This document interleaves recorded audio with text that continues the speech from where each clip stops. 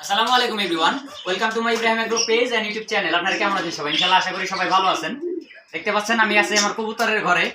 এই দেখেন মাশাআল্লাহ আমার হাতে দুইটা কবুতর বসে আছে, দেখতে পাচ্ছেন। এরা কিন্তু একদম রানিং ডিম বাচ্চা করা কবুতর। এই জোড়াটা আমি এই মাত্র নিয়ে আসছি বাজার থেকে, এই মাত্র আইনে আমি ছাড়লাম। দেখেন জোড়াটা অলরেডি আমার হাতে আসছে। ওরা কিন্তু এক ফোঁটাও মানুষ দেখে কোনোভাবে কোনো ভয় পায় না। মাশাআল্লাহ এই জিনিসটা আমার কাছে খুব ভালো লাগলো।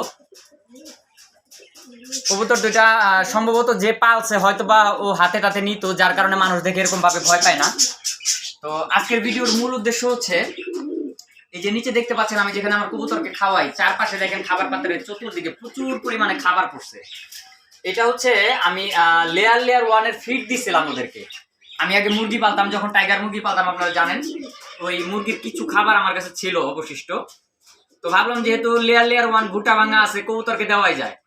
কিন্তু ব্রয়লার মুরগির ফিড, ব্রয়লার স্টার্টার বা ব্রয়লার গ্রোয়ার যেটা, এটা কিন্তু কখনোই কোনো কবুতরকে খাওয়ানো যাবে না। আপনাদের বারবার বলতেছি আমি, কেউ কিন্তু কখনো ব্রয়লারের ফিড দিবেন না। লেয়ারেরটা যদিও দিলে দিতে পারেন, কিন্তু ব্রয়লার কোনোভাবেই দেওয়া যাবে না। তো যাই হোক, এই লেয়ারটাও আমি আর ওদেরকে দিব না। তার কারণ হচ্ছে দেখেন খাদ্য পাত্র চতুর্দিকে প্রচুর পরিমাণে খাদ্য ফালাই দিছে। খাদ্য কিন্তু অপচয় করছে বুড়াগুলা। মাঝখান থেকে এই ভুট্টার দানাগুলা ওরা বাইসা বাইসা খাইছে, আর এই গুড়া খাবারগুলা সব ছিটায় ছিটায় ফালাইছে। এগুলার একটাও আর খাবে না, তাহলে এখানে কিন্তু প্রচুর একটা অপচয় হবে খাবারের। এই কারণে আমি আজকে থেকে আর ওদেরকে এই খাবারটা দিব না।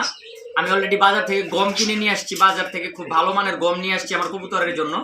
আপাতত আমি গমটাই খাওয়াবো ইনশাল্লাহ, দেখি রেজাল্ট কেমন আসে, আশা করি ভালোই আসবে। তো এটাই ছিল আসলে আজকের ভিডিওর মূল টপিক, যে আপনারা কবুতরের খাবার হিসেবে অন্য কিছু যাই দেন না কেন, ফিড দিলে লেয়ারের ফিড দিতে পারেন, কিন্তু এভাবে অপচয় হয় না, দেওয়াটাই বেটার। গম খাওয়ানোটাই সর্বোচ্চ উত্তম আর কি, সবচাইতে ভালো। এই যে দেখতে পাচ্ছেন আমার কবুতরগুলো অলরেডি ঝুড়ির কাছে আসতেছে, ওরা কিন্তু ডিম বাচ্চা করা শুরু করে দিছে মাশাআল্লাহ। নতুন কবুতর নিয়ে আসছি আমি আরো, দেখতে পাচ্ছেন। ওই পাশেও কিন্তু কিছু কবুতর বসে আছে, ওরা ওই পাশে ওরা ভয় পায়, প্রচুর ভয় পায়।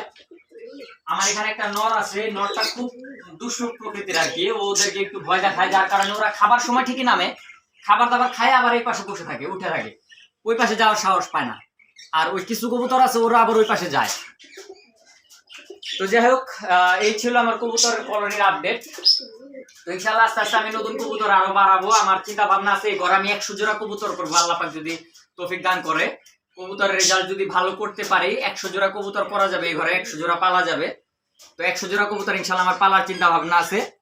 তোমরা কি হাতেই শুধু বসে থাকবা না কি করবা? নিচে নামো দেখি, খাবার খাও নাকি? যাও নিচে যাও, যাও যাও।